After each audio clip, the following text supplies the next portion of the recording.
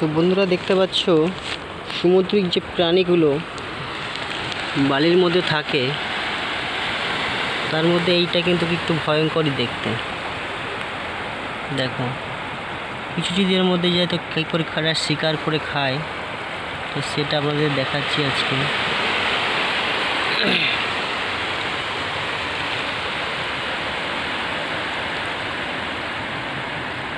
দেখো কি করে হাত পা নড়াচ্ছে।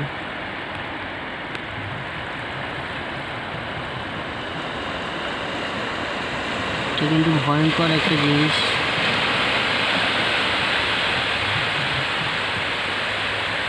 তো এই যে হচ্ছে পাশে সমুদ্র,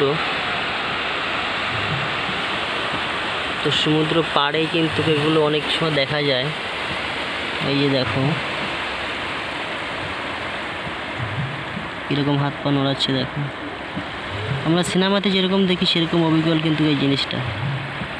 শিকার ধরার জন্য জাল ছড়িয়ে বসে আছে। এই যে পাশে এই যে দেখো পিঁপড়া আসছে, তারা ধরে নিবে।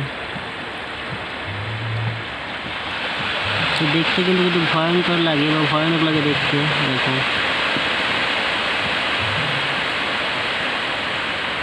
তো ভিডিওটা যদি ভালো লেগে থাকে তো নতুন নতুন ভিডিও নিয়ে আপনাদের সামনে চলে আসবো দীঘা মোহনা থেকে।